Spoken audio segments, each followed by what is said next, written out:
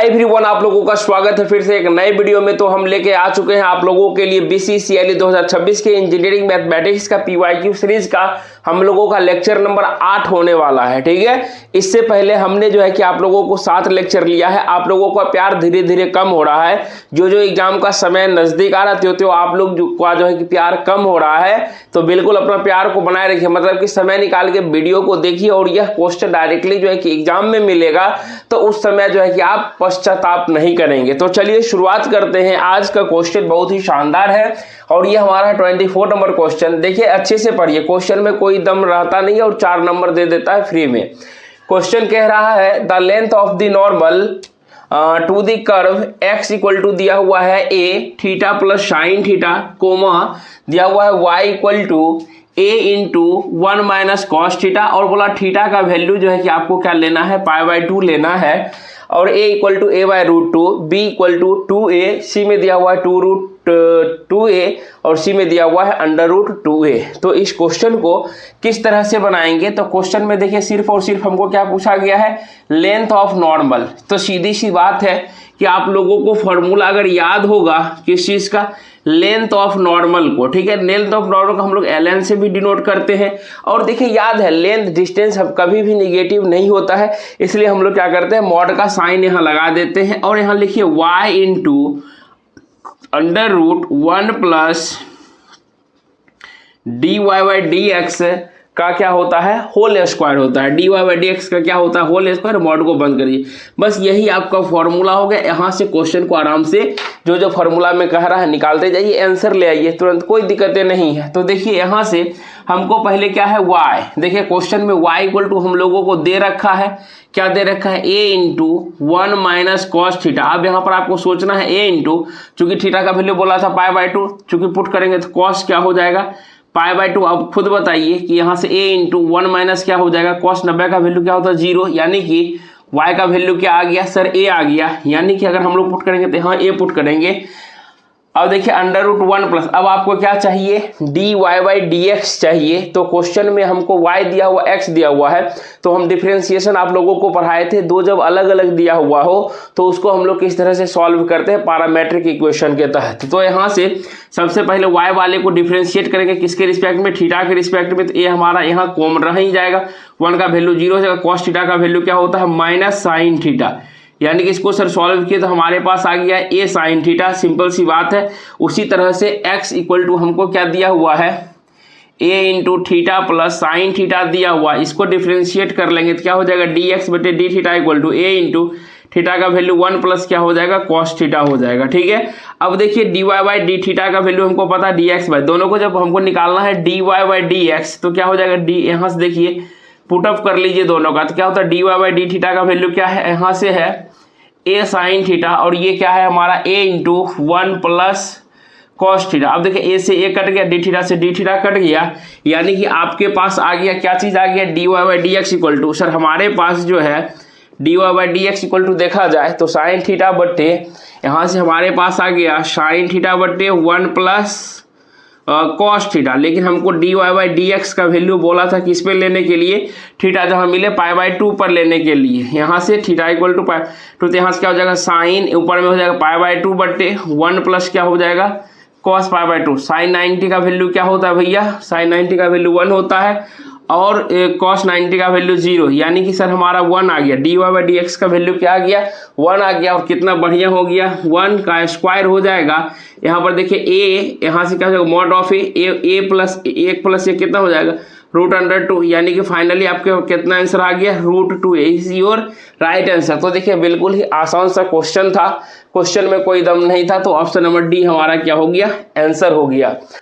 तो चलिए बोर्ड पे हम लोगों का नेक्स्ट क्वेश्चन 25 नंबर क्वेश्चन है और क्वेश्चन को बहुत ही शानदार से अच्छे से पढ़ते हैं। क्वेश्चन में क्या कह रहा है, the height of the cylinder, यहाँ से क्या पूछा, हाइट ऑफ द सिलेंडर पूछा है, ऑफ मैक्सिमम वैल्यू। एक देखिए यहाँ एक टर्म दिया हुआ है, मैक्सिमम वैल्यू का एक टर्म दिया हुआ है, डेट कैन बी इंस्क्राइब्ड, देखिए इंस्क्राइब्ड दिया हुआ है इन ए स्फीयर, एक स्फीयर का चर्चा है जिसका ऑफ रेडियस आर, यानी कि स्फीयर का रेडियस क्या दिया हुआ है, कैपिटल आर दिया हुआ है, तब उस कंडीशन में पूछ रहा है हमरा हाइट ऑफ सिलेंडर क्या होगा। ठीक है, तो मोटा मोटी अगर समझते हैं तो ऑप्शन ए में देखिए 2r/√3 है, बी में r/√2 है, सी में 5r/4 है और डी में √2r है। ठीक है, अगर कुछ कोई लोग हिंदी में पढ़े होंगे तो बाह्यवृत्त का क्षेत्रफल जो होता है 2/√3r होता है, ये वाला टिक करके चले जाएंगे। लेकिन देखिए यहाँ पर हम लोगों को बनाना है, ठीक है, सीखना, ये डायरेक्टली फॉर्मूला है बेसिकली, लेकिन यहाँ पर सीखना है। देखिए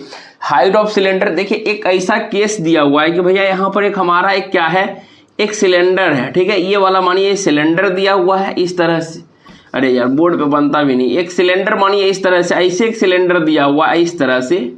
ठीक है, ऐसा सिलेंडर दिया हुआ है इस तरीके से, ये नीचे गोल होगा, अच्छे से बिल्कुल इस तरह से मिला दीजिए ऐसे करके इसको। हाँ चलिए समझ जाइए कि सिलेंडर है। एग्जाम में ये सब करने की जरूरत है आपको नहीं है, सिर्फ क्या करना है वो समझिए। ठीक है, मानिए इस सिलेंडर का जो है रेडियस क्या है, इस सिलेंडर का रेडियस हमारा स्मॉल r है और इसका हम लोग क्या मान लेते हैं, इसका हाइट जो है कि सिलेंडर का हाइट क्या है भैया, h है। लेकिन ये सिलेंडर जो है क्या किया है, एक जो है गोला के अंदर, यानी एक फुटबॉल के अंदर में मानिए एक ग्लास को आप रख देते हैं, बस वही सीन है यहाँ पे।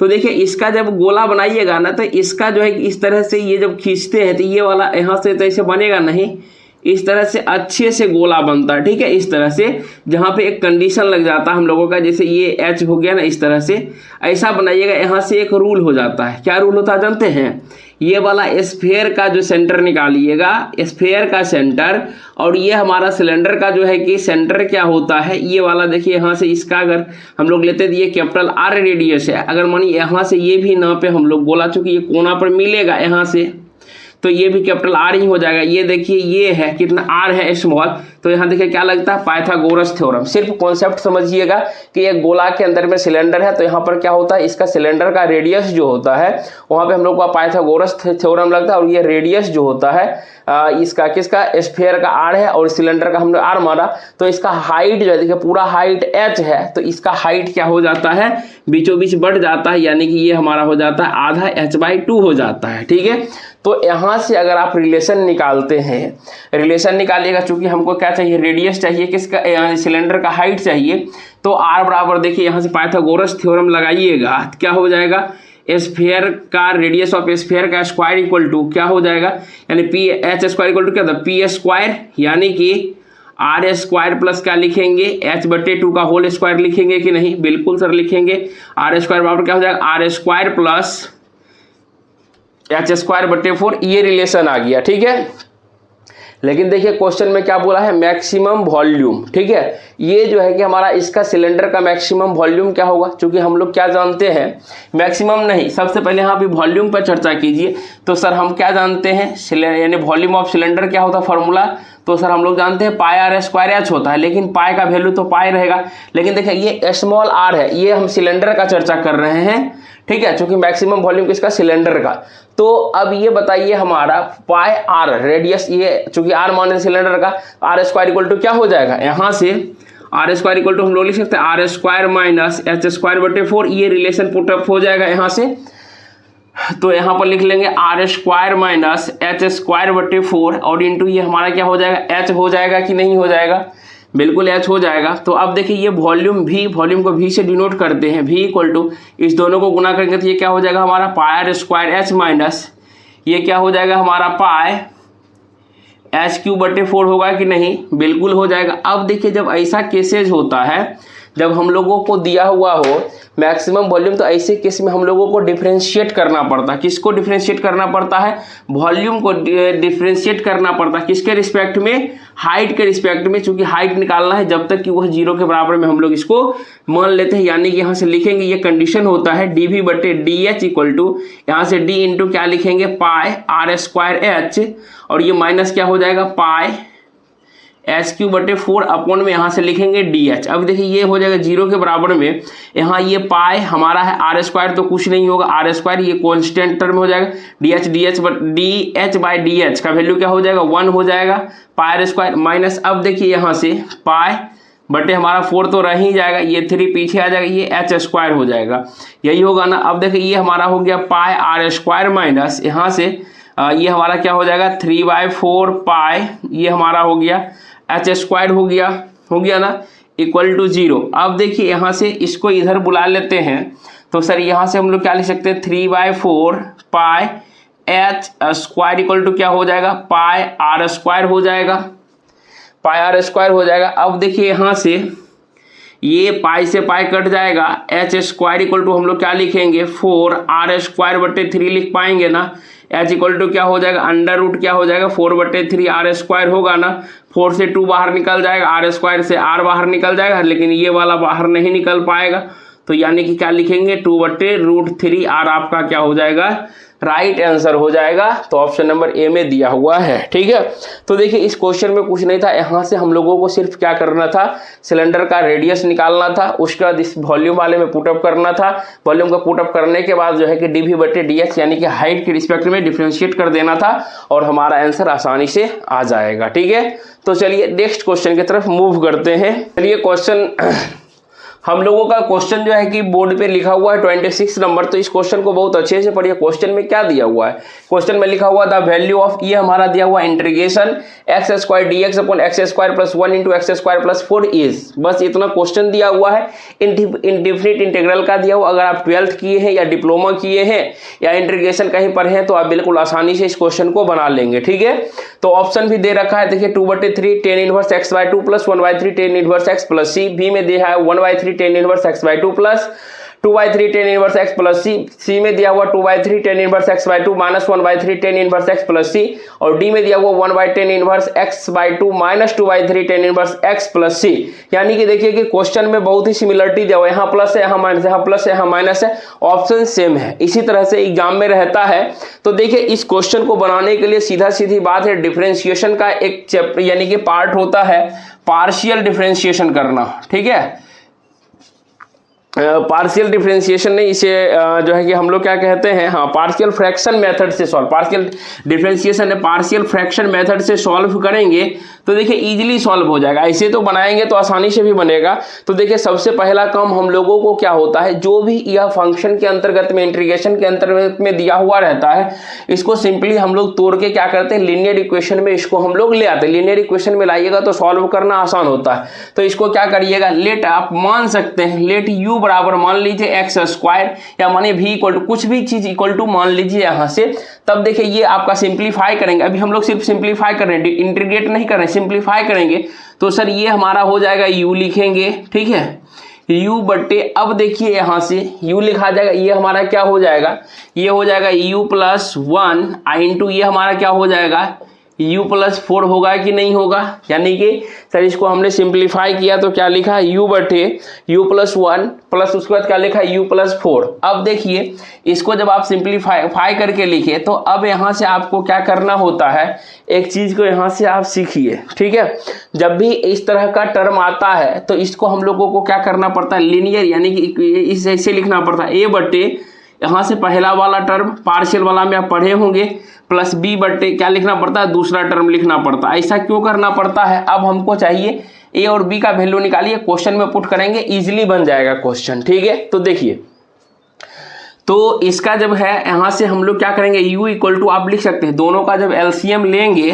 तो क्या हो जाएगा, यहाँ से u + 4 आ जाएगा। ठीक है, और प्लस में b इंटू क्या लिखेंगे u + 1 लिखेंगे, और देखिए ये दोनों का जब एलसीएम लीजिएगा तो ये क्या हो जाएगा u + 1 इंटू u + 4 हो ही जाएगा, और बाद में ये क्या है हमारा u + 1 इंटू u + 4 तो दिल्ले है, ये वाला का काम खत्म ही हो गया, तो u बराबर सिर्फ हमारा यही टर्म बचा ना। तो अब देखिए यहाँ से सबसे बहुत तरीका अच्छा होता है, इसको मिटा ही देते हैं कि यहाँ पर हमको a का वैल्यू निकालना, b का वैल्यू निकालना है, तो कुछ नहीं है। यहाँ से देखिए अगर मानिए पुट आप करते हैं u इक्वल टू, अगर -1 पुट करेंगे, देखिए ये वाला खत्म होगा तो a का वैल्यू आ जाएगा, यानी u के जगह पर -1 पुट कीजिए, देखिए a इंटू क्या हो जाएगा -1 + 4। ठीक है, ये क्या हो जाएगा -1 + 1 0, यानी b खत्म हो गया, यानी कि यहाँ से हमारे 4 में से हो जाएगा 3, यानी a का वैल्यू क्या आ जाएगा -1/3। पहला काम देखिए हो गया। अब उसी तरह से पुट आप अगेन क्या करेंगे, अब देखिए u -1 पुट किए तो a आ गया। अब मानिए पुट u इक्वल टू हम लोग क्या करेंगे -4 पुट कर देते हैं। अंदाजी नहीं, यहाँ से निकाल रहे हैं, ठीक है। -4 पुट करिएगा तो बी नहीं, चूंकि ये 0 हो जाएगा, यहाँ से -4 इक्वल टू क्या हो जाएगा, देखो -4 + 0 कहानी खत्म, यहाँ क्या है u, यानी कि -4 और -4 में से +1 जाएगा तो क्या बचेगा, -3 बचेगा, यानी कि -3b, 4 से 4 कट गया तो b इक्वल टू देखिए क्या आ जाएगा, 4/3 आ गया। अब देखिए a और b का वैल्यू हम लोगों का निकल चुका है। आप जो है कि यहाँ से अब क्या करते हैं, इसको हम लोग इसमें पुटअप कर लेते हैं। क्या करिएगा, इसमें पुटअप करिएगा तो नाउ आपका इक्वेशन, अब देखिए ये वाला क्या बन जाएगा, ये वाला इक्वेशन हमारा क्या बन जाएगा, इस चीज़ को हम लोग बिल्कुल आसानी से लिख सकते हैं। क्या लिख सकते हैं जानते हैं, यहाँ से आप इसको लिखेगा x² + 1 इंटू x²+, अभी देखिए सिर्फ जो है ना, इसको सिर्फ हम लोग सिंप्लीफाई कर रहे हैं और कुछ नहीं कर रहे हैं। अब देखिए जब इसको आपने तोड़ के लिखा तो a का वैल्यू कितना आ गया था, -1/3 इंटू क्या लिखिएगा, u+1, यानी कि यहाँ पर हमको लिखना पड़ेगा x² + 1, बीच में प्लस का साइन होगा, b का वैल्यू क्या है, 4/3 लिखेंगे। अब देखिए ये वाला टर्म है क्या हो जाएगा, 1/, यहाँ से क्या लिखा हुआ x² + 4, ठीक है। अब आसानी से जो है कि सर इस वाले टर्म को हमने इस तरह से ले आया। अब देखिए आपको इंटीग्रेट करना आसान हो जाएगा। क्यों आसान हो जाएगा, तो देखिए जब ये यहाँ पर क्या लिखा हुआ था, जब इसको हम लोग इस तरह से लिखे, अब हमको करना क्या है, x² +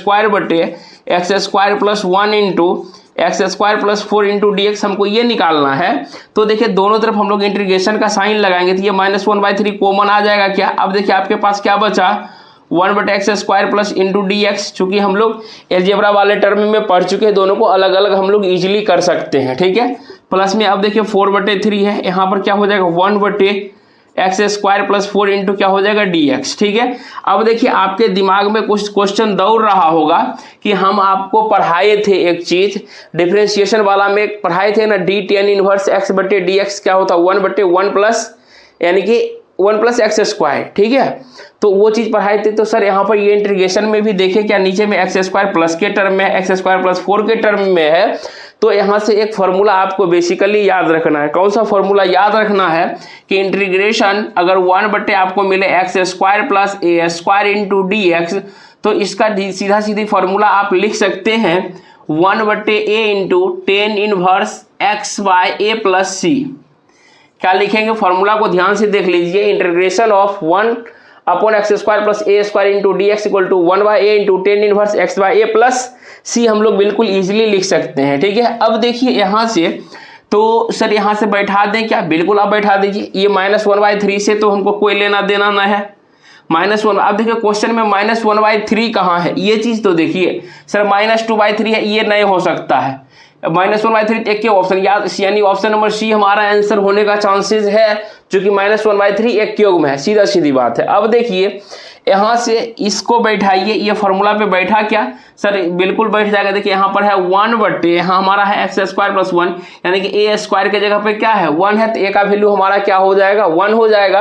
तो यहाँ पर क्या लिखेंगे, tan 1 x का 1/a का वैल्यू को 1 लिखेंगे, 1/a गुना a, तो 1 ही रह जाएगा, tan 1 x, और a का वैल्यू क्या हो गया, 1 ही रह गया, इसलिए कोई फर्क नहीं पड़ा, यानी कि -1/3 tan 1 x यहाँ तक आ गया, ठीक है। अब देखिए +c क्यों नहीं लिखे, क्योंकि इसके आगे भी एक टर्म है, इसलिए हम लोग कांस्टेंट टर्म सबसे लास्ट वाले में लगाएंगे, ठीक है। देखिए प्लस सर यहाँ पर लिख देते हैं 4/3, ठीक है, अच्छी बात है। अब यहाँ से देखिए अब फंस जाइएगा, 4/3 तो लिखे। अब देखिए क्या लिखा हुआ है, 1/x² + 4, यहाँ पर लिखा हुआ है सर x² + 4, यानी कि देखिए a² = 4 हो गया, तो a का वैल्यू कितना हो गया, 2 हो गया, यानी कि 1/a। अब देखिए 1/2 आपको लिखना पड़ेगा, इनटू अब क्या लिखिएगा, tan 1 x, a के जगह पे क्या लिखाएगा, 2 लिखाएगा, ठीक है। अब देखिए कुछ नहीं, आगे टर्म है, यहाँ पे कांस्टेंट टर्म हम लोग c लगा देंगे, ठीक है। तो अब देखिए ये कटेगा क्या सर, 2 कट गया, यानी कि 2/3 यहाँ से हो गया हमारा tan 1 x/2। ये देखिए माइनस, प्लस वाला को पहले रखते, माइनस वाला को बाद में, इसलिए 1/3 क्या हो जाएगा, tan 1 x + c, यानी कि जो कि हमारा किस ऑप्शन में दिया हुआ है, डायरेक्टली 1/, यानी कि इसमें ही दिया हुआ था डायरेक्शन, जो से हमारा आंसर भी मिल ही गया, ठीक है। तो ऑप्शन नंबर सी हमारा क्या है, राइट आंसर है। तो आज आपने क्या देखा, इंटीग्रेशन, सिंपल इंटीग्रेशन भी अगर आ रहा है तो 4 नंबर आप आसानी से उठा लेंगे। तो इससे आपको क्या पता चल रहा होगा कि हमारा जो है क्वेश्चन किस टाइप से रहता है, कहाँ कहाँ। अभी तक हमने आपको टोटल 26 क्वेश्चन पढ़ा दिया अभी तक आप लोगों को, ठीक है। तो चलिए अगला नेक्स्ट क्वेश्चन देखते हैं। 27 नंबर बहुत ही शानदार क्वेश्चन है। गिवन यहाँ पर दिया हुआ सी को हम लोग लाइन इंटीग्रल कहते हैं, सी एज ए यूनिट सर्कल। यहाँ पर क्या बोला है कि भैया ये जो सी दिया हुआ है यूनिट सर्कल दिया हुआ है। देन आपको यहाँ से पूछा line integral of unit circle F into यानी dot product of D R is equal to, यानी देखिए डॉट प्रोडक्ट वेक्टर का टर्म दिया हुआ है जहाँ पे कि हमारा एफ का वैल्यू दिया हुआ है minus y upon x square plus y square into i cap plus x upon x square plus y square into j cap. Option A में दे रखा है पाई, बी में दे रखा है 2 पाई, सी में दे रखा है 4 पाई और डी में दे रखा है 0। ठीक है, तो यहाँ से देखिए सबसे बड़ी बात है कि जो ही यूनिट सर्कल आया त्यों ही आपको थोड़ा सा कॉन्सेप्ट पे ध्यान देना पड़ेगा। यूनिट सर्कल है तो सीधा सीधी बात है कि एक देखिएगा यूनिट सर्कल का जब हम लोग पढ़ेंगे पूरा थ्योरेटिकल जब पढ़ाते हैं तो उसमें हम बताएंगे कि यहाँ से देखिए क्या होता है कि यूनिट सर्कल में पैरामेट्रिक जब पैरामेट्राइज हम लोग करते हैं तो पैरामेट्राइज में दो टर्म ध्यान रखना पड़ता है। एक होता है x square plus y square equal to 1, पहला इक्वेशन एक चीज को ये ध्यान रखना पड़ता है। ठीक है, उसके बाद यहाँ से हम लोग x बराबर क्या मानते हैं cos t मानते हैं, या y बराबर हम लोग क्या मानते हैं साइन टी मानते हैं, इस चीज को ध्यान देना है। ठीक है, पैरामेट्राइज दैट मींस कहने का मतलब हो गया कि कोई भी एक टर्म यहाँ से ले लीजिए, एक सर्कल है मानी इस सर्कल हो गया, इस सर्कल में इस पॉइंट को ले लीजिए, यहाँ पर ये बोल रहा है ये x है, ये y एक्सिस है, यहाँ पर ये हमारा क्या हो जाएगा cos t, यहाँ पर क्या हो जाएगा हमारा साइन टी हो जाएगा और इस दोनों के बीच का थीटा एंगल क्या बनेगा t बनेगा। और इस दोनों के इक्वेशन जो होते हैं यहाँ से यूनिट सर्कल का ये वाला हो जाएगा x square plus y square that is equal to क्या होता है 1 के बराबर होता है। ये कैसे होता है प्रूफ होता है ये चीज बाद में बातें हम लोग करेंगे। ठीक है, तो अब देखिए यहाँ से ये चीज तो लिख लीजिए, इतना चीज अगर आपको ध्यान हो गया तो आप क्वेश्चन को इजीली सॉल्व कर पाएंगे। क्योंकि यह क्वेश्चन है लाइन देखिए एफ और डी आर, यहाँ से देखिए ये एफ क्या होता है, इस एफ को समझ लीजिएगा तो आपका काम हो जाएगा। देखिए कि वेक्टर एफ इक्वल टू क्या होता है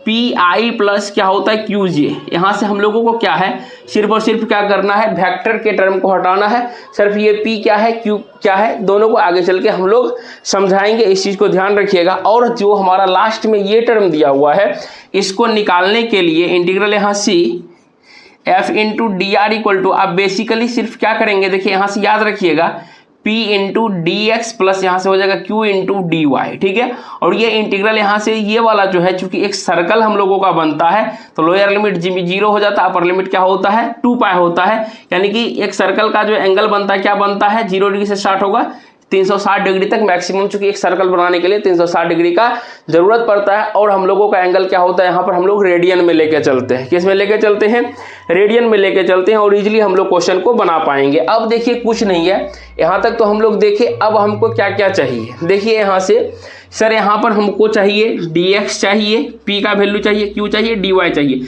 तो देखिए इस इक्वेशन से जब हमारा x दिया हुआ है तो यहाँ से dx निकलेगा क्या, dx बराबर आप क्या लिखिएगा जब डिफ्रेंशिएट कीजिएगा साइन के रिस्पेक्ट में क्या हो जाएगा माइनस साइन टी। देखिए यहाँ पर क्या हो जाएगा माइनस साइन टी इंटू क्या हो जाएगा यहाँ से डी टी होगा क्या, बिल्कुल हो जाएगा चूंकि dx बाई डी टी बराबर लिखेंगे डी साइन टी। यहाँ पर इस तरह से जब डिफ्रेंशिएट करेंगे तो हमारा आ जाएगा क्या आ जाएगा यहाँ से हमारा minus sine t into d t हो जाएगा। उसी तरह से देखिए अब यहाँ से आप निकाल लीजिए डी वाई का value, d y equal to क्या हो जाएगा साइन का डिफ्रेंशिएशन क्या होता है कॉस टी इंटू क्या हो जाएगा भैया डी टी हो जाएगा। अब देखिए अकॉर्डिंग टू क्वेश्चन हमने डी एक्स और डी वाई का वैल्यू निकाला, अब पी निकाल लेते हैं, पी कैसे निकलेगा तो अब देखिए चूंकि यहाँ से हम लोग क्या जानते हैं एक्स स्क्वायर प्लस कहाँ गया भैया वाई स्क्वायर इक्वल टू 1 होता है। तो यहाँ से देखिए y का वैल्यू क्या है, अगर y का वैल्यू देखा जाए तो हमारे पास है सर साइन स्क्वायर टी, यहाँ से ले लेते हैं ये वाला टर्म से देखिए तो ये वाला टर्म यहाँ पर ये वाला टर्म और ये वाला टर्म। ठीक है, इस दोनों टर्म से हम लोग जो है कि इजीली सॉल्व कर पाएंगे, इजीली सॉल्व कर पाएंगे कि नहीं, बिल्कुल सर। देखिए तो अब P इक्वल टू हमारा क्या है, चूंकि P equal to p i लिखा हुआ है तो यहाँ से देखिए P ये वाला हो गया हमारा, ये P का वैल्यू होगा, P का वैल्यू कितना है हमारा देखिए यहाँ से है माइनस वाई बटे x square plus y square. अब देखिए ये हमारा आई दिया हुआ है इंटू बोला आई से गुणा करेंगे तो देखिए आई डॉट आई क्या होता है 1 हो जाता है यानी कि पी आई। अब देखिए P इक्वल टू अगर आपको लिखना चाहेंगे तो इसको हम लोग क्या लिखेंगे माइनस y का वैल्यू क्या दिया हुआ है यहाँ से साइन टी दिया हुआ है और x square plus y square equal to क्या होता है 1 होता है। ऐसे भी आप अगर ये लिखना चाहते तो ये भी लिख सकते हैं, नहीं तो यहाँ पर जो है आप क्या कर सकते हैं, यहाँ से निकाल भी सकते हैं। देखिए cos square T plus sine square T का वैल्यू क्या होता है, 1 के बराबर होता है, इसलिए Q अब आसानी से निकाल सकते हैं। तो Q बराबर क्या लिखिएगा बोलिए, तो Q इक्वल टू सर हमारा ये वाला, चूंकि पी आई प्लस देखिए QJ के टर्म में है, Q के सामने में क्या है x बटे x square plus y square, यहाँ पर जे क्या छोड़ दी, चूंकि वेक्टर हटा रहे हैं हम लोग, तो x का वैल्यू क्या दिया हुआ है cos t हो जाएगा, नीचे में 1, यानी कि हमारे पास ये आ गया cos t। देखिए P और Q का वैल्यू इजीली हम लोग निकाल लिए। अब आसानी से डायरेक्टली पुट करके आंसर निकाल लेंगे। कैसे निकालेंगे, तो देखिए इंटीग्रेशन ऑफ क्या लिखेंगे, रेंज इसका 0 से 2 पाई जाएगा। अब देखिए P का वैल्यू आपने क्या निकाला, माइनस, सर यहाँ निकाले हैं माइनस साइन टी इंटू, अब देखिए क्या चाहिए dx का वैल्यू, dx बराबर आपने क्या निकाला है minus sine t into sir हमने dt निकाला है, ठीक है, बीच में प्लस का साइन है। Q का वैल्यू आपने क्या निकाला है cos t इंटू, देखिए dy का वैल्यू आपने क्या निकाला है cos t into d T, यही निकाले हैं। अब देखिए आपको यहाँ से सॉल्यूशन करने के लिए आ रहा है, क्या सॉल्यूशन करने के लिए आ रहा है, डेफिनेट इंटीग्रल को सॉल्व इजीली आप लोग कर लेते हैं। कैसे कर लीजिएगा, तो देखिए यहाँ से क्या होता है सर, इसको अगर हम लोग चाहें तो एक स्टेप बढ़ा लेते हैं, 0 से 2 पाई लिखेंगे। देखिए साइन टी गुना साइन टी क्या हो जाएगा, sine square T into d T होगा क्या, प्लस में ये हो जाएगा हमारा cos square T into d T. अब देखिए इसको हम लोग सॉल्व इस तरह से कर सकते हैं, क्या 0 से 2 पाए, डी टी को कॉमन ले लेंगे तो क्या होगा, sine square T plus cos square T का वैल्यू क्या हो जाएगा 1 इंटू क्या हो जाएगा डी टी, और यहाँ से डी टी का हम लोग इंटीग्रेट करते हैं क्या होता है, टी हो जाएगा 0 से 2 पाए। और इसको हम लोग क्या जानते हैं, पहले अपर लिमिट को पुट करते हैं फिर लोअर लिमिट को पुट करते हैं, इसलिए हमारा आंसर क्या हो जाएगा यहाँ से 2 पाई, जो कि ऑप्शन नंबर बी में दे रखा है, यही हमारा क्या हो गया आंसर हो गया। तो देखिए समझाने में भले टाइम लग गया, लेकिन क्वेश्चन में कुछ नहीं है, क्वेश्चन में सीधा सीधी x बराबर cos t मानना है, y बराबर sin t मानना है। ऐसा केसेस में उसको एक बार डिफरेंशिएट कर लेना है t के रिस्पेक्ट में, जिससे कि हमारा dx dy का वैल्यू चला आएगा। उसके बाद देखिए जो हमारा f इंटू डी आर दिया हुआ, उसका ये वाला टर्म को ध्यान रखना है। P का वैल्यू निकालने के लिए यहाँ से देखिए हमने क्या किया, चूंकि जानते क्या है पी एफ इक्वल टू क्या होता है पी आई प्लस क्यूजे के फॉर्म में, तो P के सामने में ये वाला था, इसको हम लोग मान लिए, Q के सामने में ये वाला था, इसलिए यहाँ से हमने Q इक्वल टू, उसके बाद क्या किया एक्स वाई का जो टर्म था वहाँ पे हमने पुट कर दिया, चूंकि नीचे में वैल्यू 1 हो जाएगा डिनोमिनेटर में और ऊपर में जो है कि हमारा ये टर्म था, बस क्या किया इस इक्वेशन में लाके पुट कर दिया, इंटीग्रेट किया, आंसर हमारा आ गया। तो चलिए हम लोग नेक्स्ट क्वेश्चन की तरफ मूव करते हैं। 28 नंबर क्वेश्चन बहुत ही शानदार क्वेश्चन दिया हुआ है, और ऐसा क्वेश्चन पहली बार देख रहे हैं आप लोग। यानी इफ दिया हुआ है, लेफ्ट साइड में इंटीग्रल दिया हुआ है, लोअर लिमिट 0 है, अपर लिमिट y है cos t square into d t equal to, right side में दिया हुआ है lower limit 0 upper limit x square into यहाँ दिया हुआ sine t upon sine t into d t. Then अब से आपसे पूछ रहा है d y by d x is equal to, यहाँ से आपको d y by d x निकालना है, लेकिन देखिए आपको दोनों तरफ इंटीग्रल साइन दिया हुआ है, और ऑप्शन ए में दे रखा है sine X square upon cos Y square, B में दे रखा है sine X square upon 2 cos Y square, C में दे रखा है 2 sine X square upon X cos Y square, और डी में दे रखा है 2 sine X square upon cos Y square. तो देखिए सिंपल सी बात है, यहाँ पर आप लोगों से जल्दी ये क्वेश्चन बनने वाला है नहीं, ठीक है।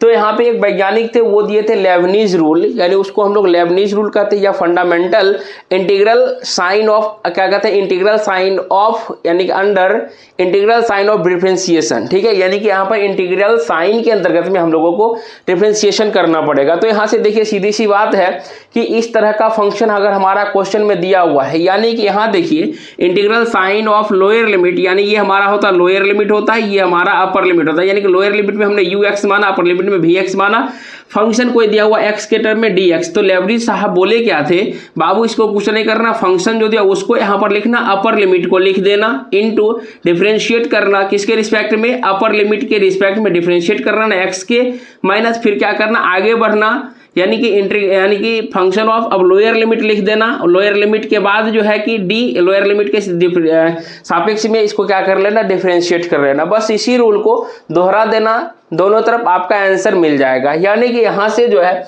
कुछ नहीं सर हमको कुछ समझ में नहीं आया, देखिए इतना आसान है, कहिएगा कि सर इतना आसान तो कोई क्वेश्चन होवे नहीं करता है, गारंटी देते हैं। बस यहाँ पर थोड़ा सा जो है अभी आप जो है कि सीधा सीधे क्या डिफिनिट इंटीग्रल पढ़े हैं ना, बस उसी को यहाँ पर आसान भाषा में कह दिया है।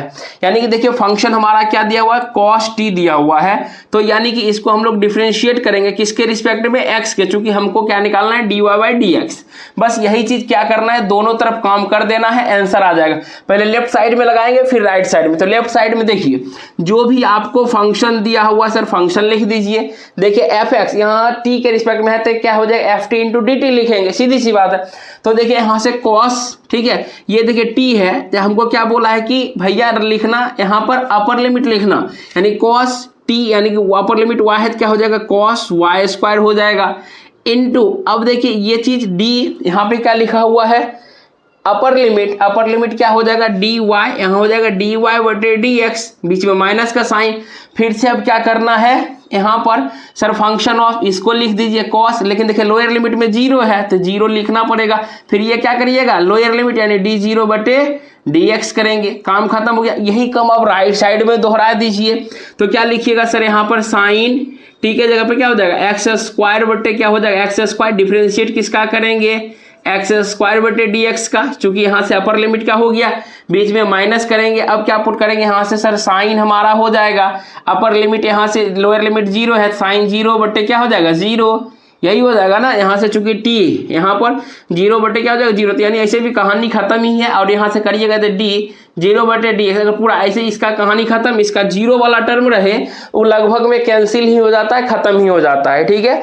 तो अब देखिए यहाँ से आगे हमको dy/dx निकालना था, अब डायरेक्टली नहीं लिख देंगे सर। यहाँ से हम लोग इधर हमारे पास क्या लिखा हुआ है, साइन x²/x², इसका डिफरेंशिएट करेंगे तो क्या हो जाएगा 2x, ये गुना में है तो इधर आके क्या हो जाएगा, भागा में हो जाएगा cos y²। सर x² से x यानी कि एक x कट गया तो हमारे पास बच गया 2 sin x square upon 2 sin x²। देखिए किस में है 2 sin, ये वाला कहानी खत्म, 2 यहाँ एक में है, इसमें भी है सर, बट्टे में देखिए तो क्या बच गया हमारा x cos y², इसमें सिर्फ y² है, कहानी खत्म। तो बचा कौन सा, ऑप्शन नंबर हमारा सी बचा। तो ये हमारा बिल्कुल ही इजी क्वेश्चन था। आज तक जितना हमने 28 क्वेश्चन पढ़ाया तो सबसे इजी यही क्वेश्चन है आप लोगों के लिए। और आप लोग देख रहे हैं बिल्कुल शानदार तरीके से आप लोगों के लिए दिन पर दिन कंटिन्यू क्लास हम आपके लिए लेके आ रहे हैं। और बहुत ही आप लोगों के लिए सरप्राइज है, वो सिर्फ और सिर्फ मेंबर के लिए हो जाएगा, ठीक है, सिर्फ और सिर्फ मेंबर के लिए वो वीडियो हो जाएगा। तो आप कहीं ना कहीं उसका भी फायदा उठाना चाहते हैं तो 2-3 दिन वेट कर लीजिए, क्योंकि वह वीडियो सबके लिए नीड है, वह वीडियो प्रोग्रेस में है, वह नेक्स्ट मिल जाएगा।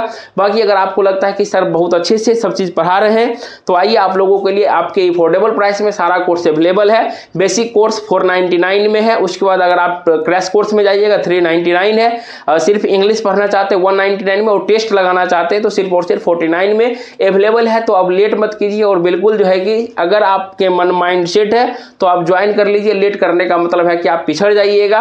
तो बिल्कुल एक जगह ये कंटेंट आपके लिए मिल जाएगा और बिल्कुल आसानी से पढ़ के बिल्कुल ही कम मेहनत करके बहुत अच्छा रैंक पा लीजिएगा। क्योंकि इस बार शीट भी अच्छा खासा देखने को मिला है, तो कम मेहनत में भी हम लोग यानी कम मेहनत में सही डायरेक्शन में करके सही क्वेश्चन को आगे मगर हिंट कर मतलब बना के एग्जाम में और अच्छा रैंक पा सकते हैं। बाकी आप लोगों का प्यार दुलार मिल रहा है, सपोर्ट भी मिल रहा है, तो बाकी इसी तरह से आप लोग अपना सपोर्ट बनाए रखिए। मिलते हैं नेक्स्ट वीडियो में, तब तक के लिए जय हिंद जय भारत।